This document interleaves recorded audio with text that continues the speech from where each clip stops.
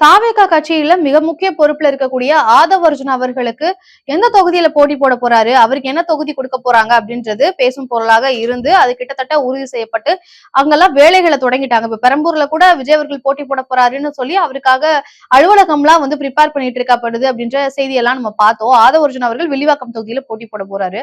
வில்லிவாக்கம்ல அவர் ஜெயிக்கிறதுக்குரிய வாய்ப்புகள் இருக்கா அப்படின்றதெல்லாம் பார்க்கும் பொழுது அவர் என்ன மாதிரியான வேலைகள் செய்ய போறாரு, மக்கள் வந்து அதை எப்படி அணுகுறாங்க, மக்கள் இவரை எப்படி பாக்குறாங்க, வில்லிவாக்கம் எந்த மாதிரியான ஒரு தொகுதி அப்படின்ற பல கேள்விகள் இருக்கலாம். ஆனா அதுக்கெல்லாம் போறதுக்கு முன்னாடியே வில்லிவாக்கம்ல இவருக்கு ஒரு நெகட்டிவிட்டி வந்துருச்சு, இவர் மேல அதிருப்தியை கிளப்புற வகையில ஒரு சம்பவமானது நடந்திருக்கு. வில்லிவாக்கம் தொகுதியில ஆதவ் அர்ஜுனா அவர்கள் சமீபத்துல ரஜினிகாந்த் அவர்களை பத்தி பேசியிருந்தாரு.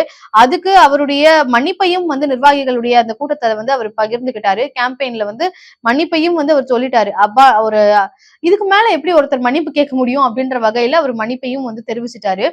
அங்க ரஜினி ரசிகர்களும் பேசி இந்த மாதிரி ஒரு நல்ல ஒரு லெவல்ல அது முடிச்சுட்டாங்க, இனிமே இந்த பிரச்சனைக்கு ஒரு முற்றுப்புள்ளி வைக்கப்பட்டுருச்சு அப்படின்னு தான் வந்து நினைச்சிட்டு இருந்தோம்.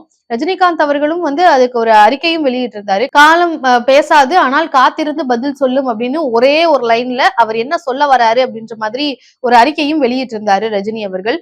இது வந்து ஆதவ் அர்ஜுனா அவர்களுடைய இந்த பேச்சுக்கு பல வகையில கண்டனங்கள் வந்துச்சு. பல கட்சிகள், விஜய் அவர்கள மேல அக்கறை இருக்கக்கூடியவர்கள், அக்கறை இல்லாதவர்கள் எல்லாருமே வந்து ரொம்பவே கொச்சையா ரொம்பவே வந்து விமர்சனம் பண்ணியிருந்தாங்க. இந்த மாதிரியான ஒரு பேச்சு நாவடக்கம் இல்லாமல் பேசுறாரு, எல்லாமே இஷ்டத்துக்கு பேசுறாங்க, யாரை எப்படி பேசணும்ன்ற ஒரு இது தெரிய வேணாமா, அரசியலுக்கே சம்பந்தம் இல்லாத பத்தி எதுக்கு பேசணும், இத அப்ப பிளான் பண்ணி பண்ணாங்களா, விஜய் அவர்களுக்கு தெரிஞ்சுதான் இதை பேசினாங்களா, இப்படி ஏகப்பட்ட விமர்சனங்கள். இத வில்லிவாக்கம் தொகுதியில இருக்கக்கூடிய ரஜினி ரசிகர்கள் செஞ்சாங்களா, இல்ல இது யார் பண்ணாங்க அப்படின்ற மாதிரி ஒரு மிகப்பெரிய கேள்வியானது வந்திருக்கு. என்ன பண்ணிருக்காங்கன்னா, ஆதவ் அர்ஜுனா அவர்களை ரொம்பவே காட்டமான விமர்சனங்களோட ஒரு போஸ்டர் வந்து ஒட்டப்பட்டிருக்கு.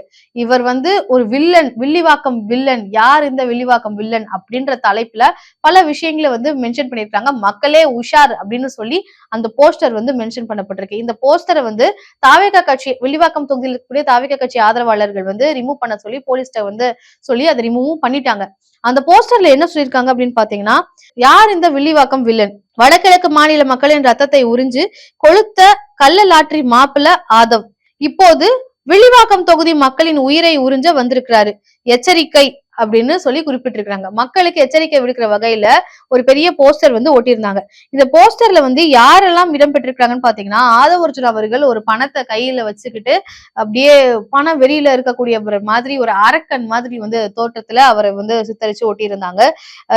பெரியார் அவர்களுடைய புகைப்படமும் வந்து இருக்கு. இவனோட பசப்பு வார்த்தைகள்ல ஏமாந்துராதீங்க அப்படின்றதுதான் முடிச்சிருக்காங்க. எச்சரிக்கை எச்சரிக்கை எச்சரிக்கை அப்படின்னு 3 வார்த்தைகளோட வந்து இருக்கு. வில்லிவாக்கம் தொகுதி மக்களே எச்சரிக்கை அப்படின்ற தான் இந்த ஒரு போஸ்டனுடைய ஒரு இதா இருக்கு. அது மட்டும் இல்லாம வில்லிவாக்கம் தொகுதி மக்களே எச்சரிக்கை அப்படின்றதான் அந்த போஸ்டனுடைய போஸ்டர் கன்வே பண்ணக்கூடிய ஒரு மெசேஜ். பெரியாரினுடைய புகைப்படம் இருக்கு. தந்தை பெரியார் திராவிடர் கழகம் அப்படின்ற அந்த கழகத்தோட பெயரோட வந்து ஒட்டப்பட்டிருக்கு. கீழே வந்து செல் நம்பரும் கொடுத்திருக்காங்க. அப்ப ஈஸியா இதை யார் ஒட்டுனாங்க அப்படின்றத ட்ராக் பண்ண முடியும் அப்படின்றது தெரிஞ்சுதான் வந்து ஒட்டிருக்காங்களோ அப்படின்ற ஒரு கேள்வியும் வருது.